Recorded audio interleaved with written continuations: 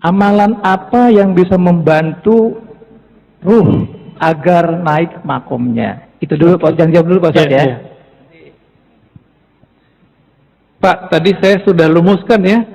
Amalan jasad, sholat, zikir, baca Quran. Oke? Sholat, zikir, baca Quran. Amalannya nafs jiwa itu adalah melemahkan jiwa. Gimana caranya? Puasa, kurangin tidur, kurangi emosi, kurangi nafsu ngomong. Nah, saya ini kan banyak ngomong nih. Saya harus punya waktu Pak mendengarkan orang dan diem. Kalau enggak, ini bisa mental juga ini. Bahaya juga ini mulut ini. Amalannya kolbu adalah menyebut-nyebut nama Allah.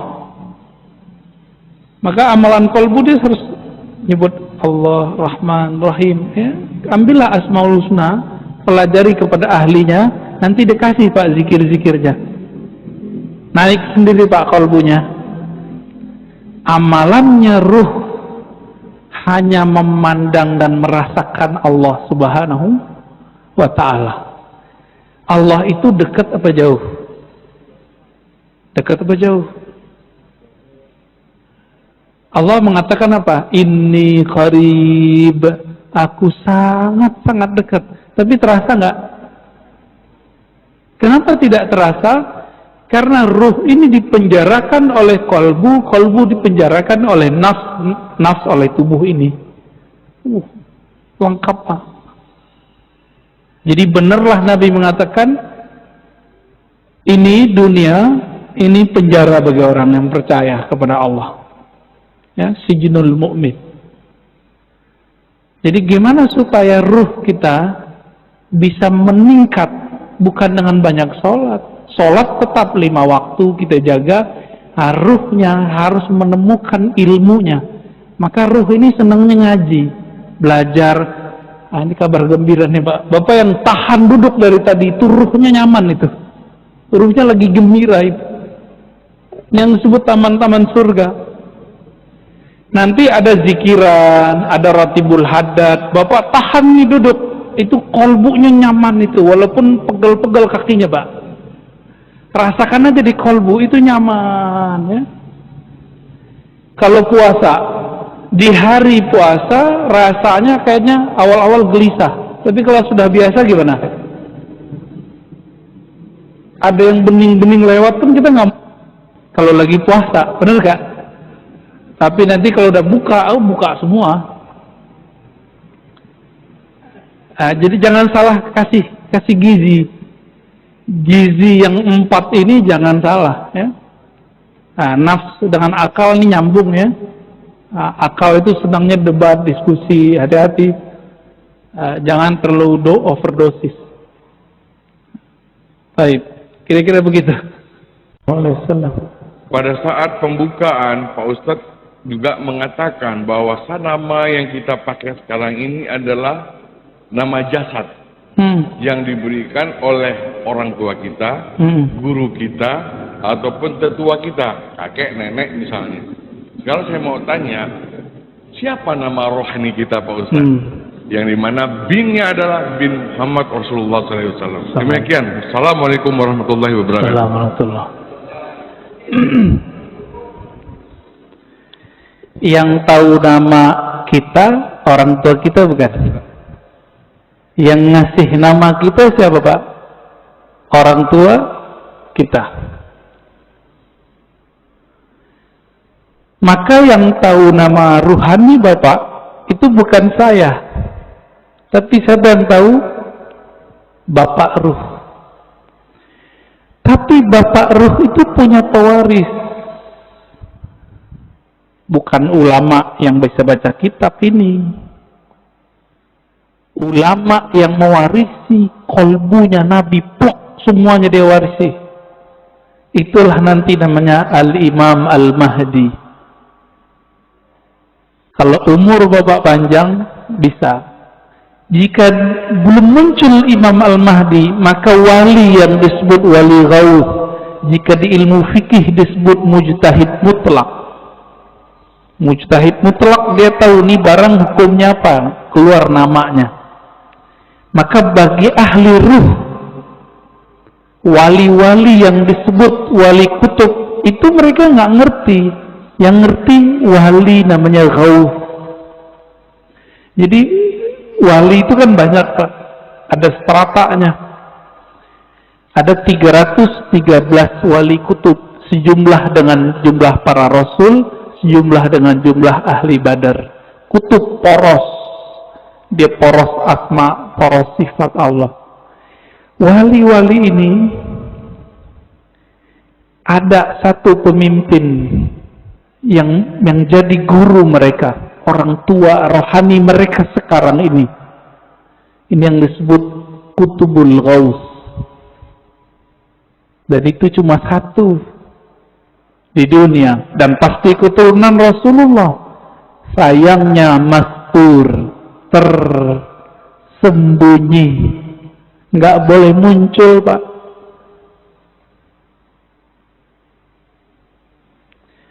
Bapak pengen tahu nama ruhnya? Harus punya koneksi sama Al-Ghaus ini, gitu. Kalau mau nanti satu saat kumpulkan namanya semua, nanti saya kirim ke beliau. Ya, biar dikasih namanya oleh beliau. Kapan ketemunya? Wallahu a'lam. Insya Allah ketemu. Insya Allah ketemu. Para perindu Rasulullah pasti bertemu beliau. Bapak kalau mau silakan. Nanti kumpulkan namanya, nanti beliau kasih nama. Dikasih nama Pak, dengan nama itu Bapak nanti dipanggil oleh malaikat mungkar nakir ntar. Nama dari ayah rohani yang disimpan oleh kalbu beliau. Kira-kira begitu. Waduh, ini udah berbicara jauh kita nih Pak ya. Assalamualaikum warahmatullahi wabarakatuh. Assalamualaikum warahmatullahi wabarakatuh. Mohon dijelaskan perbedaan antara saudara kandung dan saudara satu ruh. Karena terkadang walaupun kita saudara satu kandung,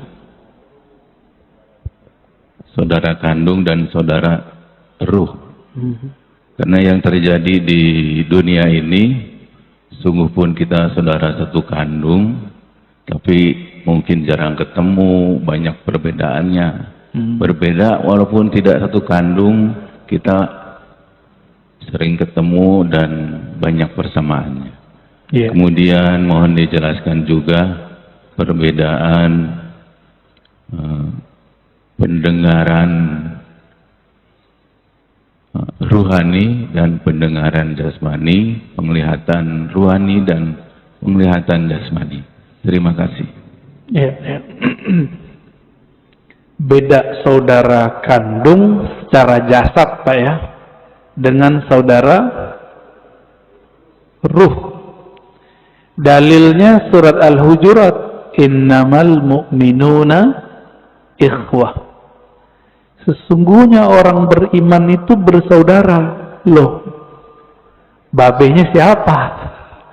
Ya, bapaknya siapa? Itulah Rasulullah, Abul Mukminin, bapaknya orang beriman. Maka istri Nabi disebut Ummul Mukminin. Tapi kan kita nggak manggil Nabi Abul Mukminin, padahal itu nama beliau sebenarnya. Disebut lebih tepat Abur Ruh. Nah, saudara ruh ini itu diketahui dari syahadat Pak, dan pengenalannya kepada Bapak Ruh. Dan yang meniupkan roh tidak dicipta Pak. Tapi jika yang dimaksud roh itu jiwa dicipta. Jadi tergantung nih, kan ulama kita kadang menyebut roh tapi artinya nafs.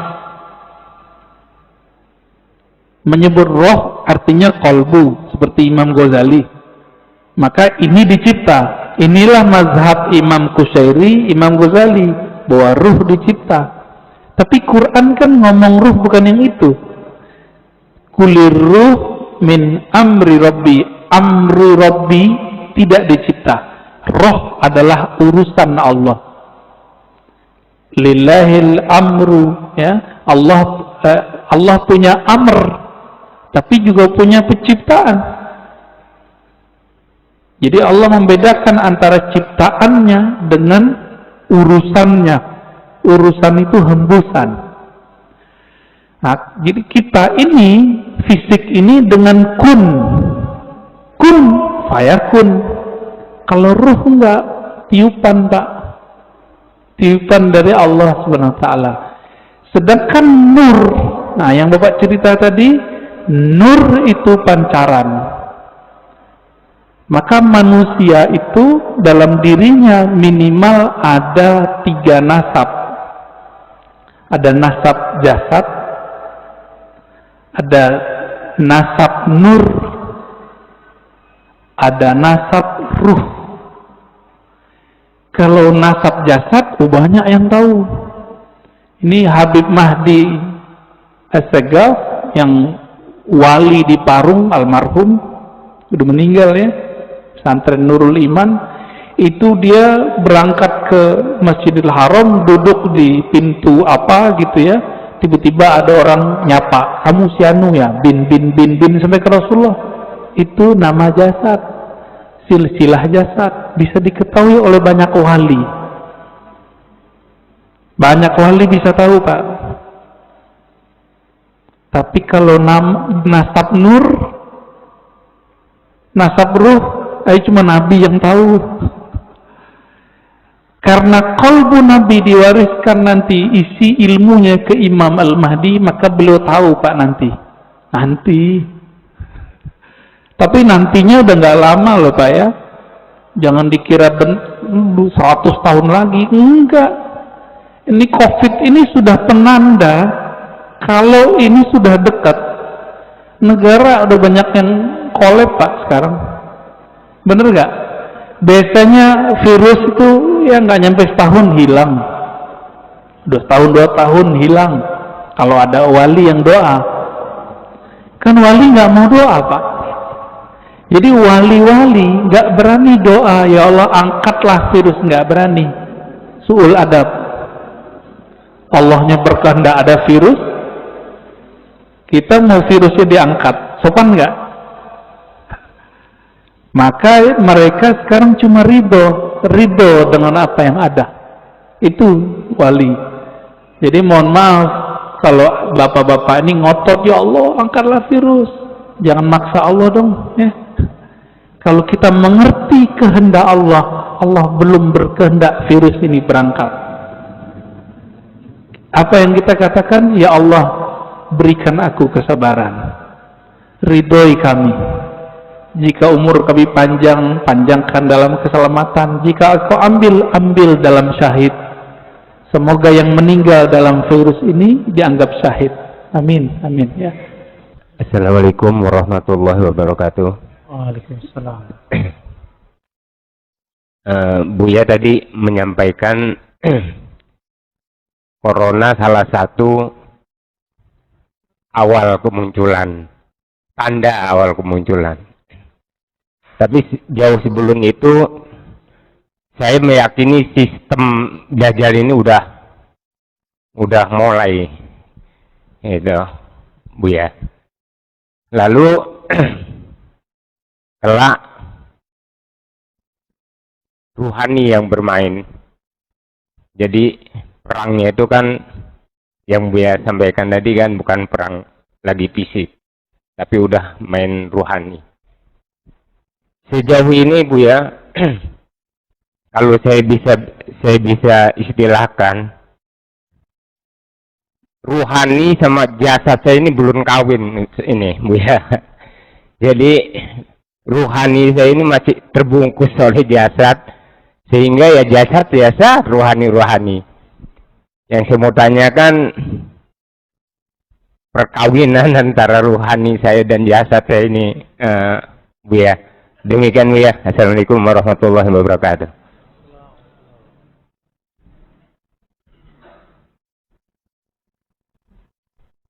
Ya, manusia ya. Nih kita buat ilustrasi. Bapak, saya kasih serban ya. Oke, sejenggot dikit kayak Pak Panji. Ya.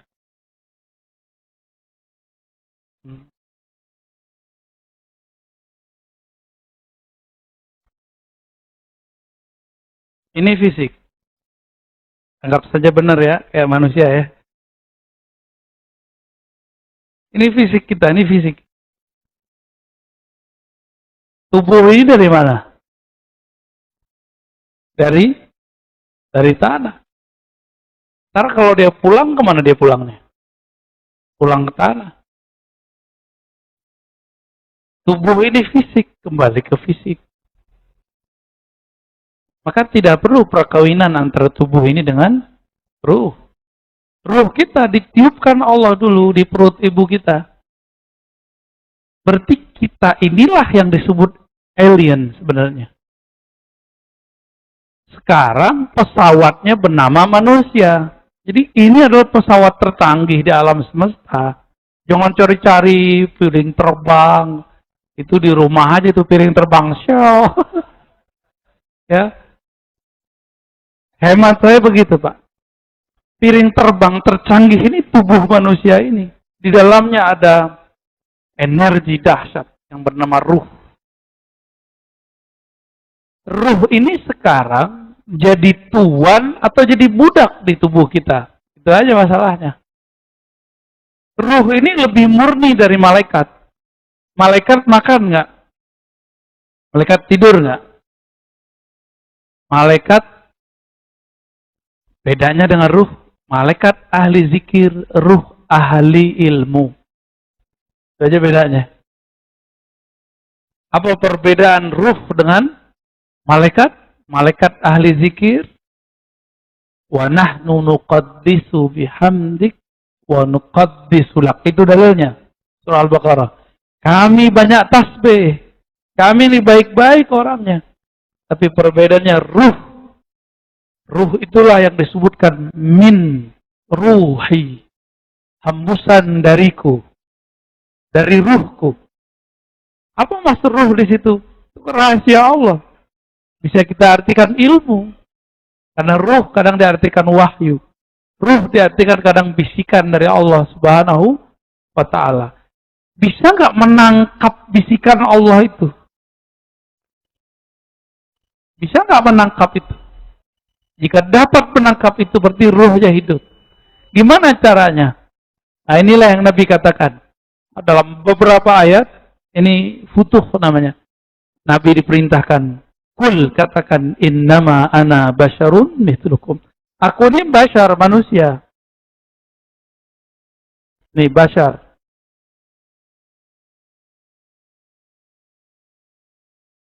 Basyar itu manusia, man. Bahasa laki-laki lah ya, manusia. Bedanya apa? Kalian gak sadar, aku sadar. Makanya yuha ilayya. Diwahyukan ke dalamku. Apa yang diwahyukan ke dalamku? Bahwasannya la ilaha illahu. Bahwasannya Allah tiada Tuhan yang berhak disembah kecuali Dia. Berarti ciri-ciri ruh sudah hidup. Di kolbunya hanya ada ilah. Apa arti ilah? Tuhan, itu terjemahan. Tuhan, apalagi arti ilah?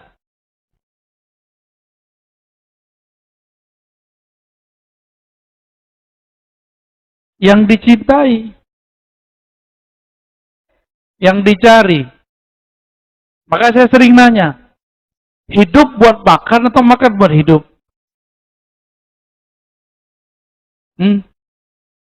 Yang benar yang mana nih? Ruh kita butuh gak makan nasi begitu? Malaikat aja gak makan, apalagi ruh. Lalu makanan malaikat apa? Zikir. Kita punya sisi malaikat, itu kolbu namanya. Jadi Bapak di dalam ini ada namanya kolbu. Ya. Kolbu ini makanannya cuma zikir. Kebanyakan mursid, guru, kiai berhenti di sini. Zikir pagi sore, zikir malam, zikir kopi, berhenti di situ. Padahal ada lanjutannya. Bagian terdalam dari diri seorang itu ada namanya ruh. Di situ ada pengetahuan tentang Allah Subhanahu wa Ta'ala. Dan pengetahuannya mutlak. Itulah yang disebut al-haqqu min rabbika. Jika turun ilmu ke dalamnya, itu pasti benar. Makanya ilmu Rasulullah pasti benar. Karena Rasulullah manusia, kita manusia. Kenapa beliau pasti benar, kita pasti tidak benar?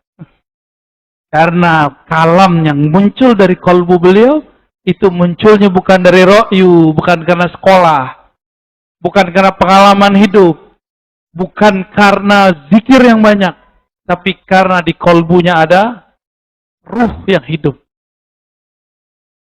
PR kita ke depan, Bapak Ibu, ayo belajar ilmu ruh. Belajar hadis, tapi targetnya ngerti ruh. Ini belajar hadis, belajar sunnah, nyalahin orang lagi. Berarti gagal paham. Karena ahli ruh tidak ada kepentingan menyalahkan orang. Kalaupun menyalahkan, itu karena sayang. Bukan menyalahkan yang dikemukakan. Bukan kata sunnah bid'ah yang dikemukakan. Ya, tapi rahmah yang dibicarakan.